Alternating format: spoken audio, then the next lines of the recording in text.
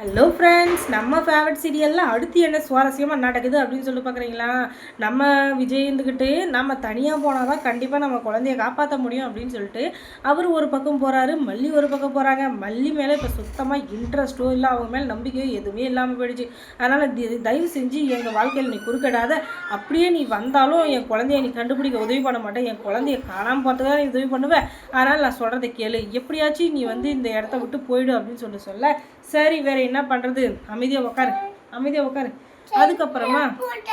அப்புறமா நம்ம மல்லி ஒதுக்கி விட்டுட்டு இவர் மட்டும் தனியாக போகிறாரு. இவர் நம்ம இதே இதில் போயிட்டு இருந்தோன்னா அவங்கள கண்டுபிடிக்க முடியாது. அதனால் நம்ம கண்ட்ரோல் ரூமுக்கு ஃபோன் பண்ணி அந்த சிசிடிவி கேமரா மூலிமா நம்ம பார்த்தோம் இல்லையா, அவங்களுடைய ஃபோன் நம்பர், அதுவும் இல்லாமல் அவங்களுடைய அட்ரஸ், அது மாதிரி ஏதாச்சும் கிடைக்குமா அப்படின்னு சொல்லிட்டு பார்க்குறாங்க. அதுவும் இல்லாமல் அந்த டவரில் யார் கூட பேசுனாங்கன்ற ஒரு லிஸ்ட் அவுட்டை ஷார்ட் அவுட் பண்ணி கொடுத்தா அதுக்கப்புறமா நான் கண்டுபிடிக்க நிம்மதியாக இருக்கும் அப்படின்னு சொல்லிட்டு அவங்க ஃப்ரெண்டான ஒருத்தர் அந்த கண்ட்ரோல் ரூமில் ஆஃபீஸில் ஒர்க் பண்ணுறாரு. அவருக்கு ஃபோன் பண்ணி நடந்த எல்லா விஷயத்தையும் சொல்கிறாங்க.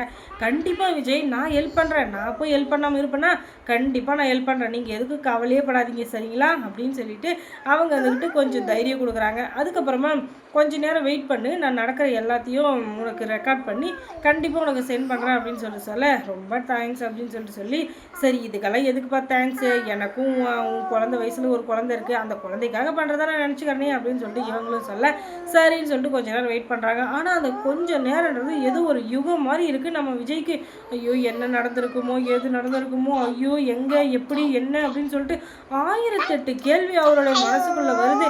ஆனாலும் அந்த கேள்வி எல்லாத்தையும் வெளிப்படையாக கேட்க முடியுமா அப்படின்னு சொல்லிட்டு பார்த்தீங்கன்னா முடியாது. ஏன்னா அந்த அளவுக்கு ஸ்ட்ரெஸ்ஃபுல்லான வாழ்க்கையை தான் வாழ்ந்துட்டுருக்காங்க.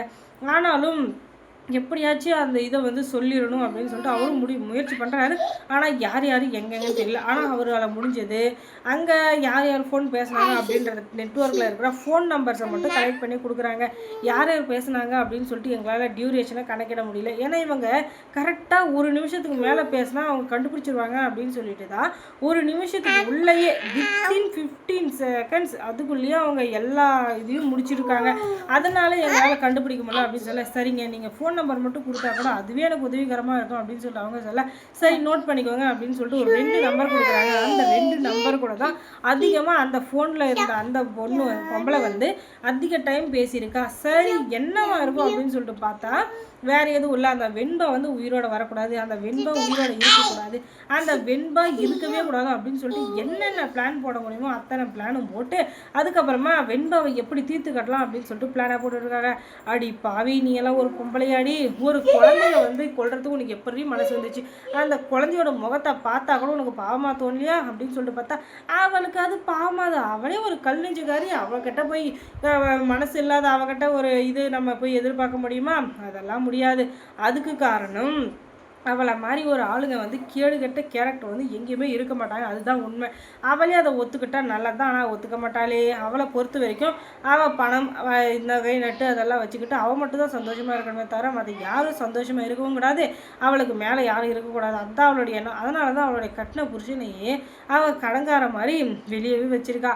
அதுக்கப்புறம் என்ன, இப்போ இருக்கிற இதில் ரொம்ப சுவாரஸ்யமாக போயிட்டுருக்கா இல்லையான்னு சொல்லி பார்த்தீங்கன்னா இந்த தீபிகா பண்ணுற எல்லாமே ரொம்ப கடுப்பாக தான் இருக்குது. அந்த சுவாரஸ்யம்னு சொல்ல முடியாது.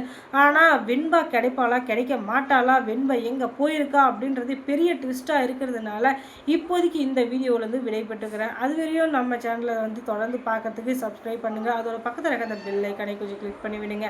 தொடர்ந்து இந்த சேனலுக்கு சப்போர்ட் கொடுங்க. தேங்க்ஸ் ஃபார் வாட்சிங்.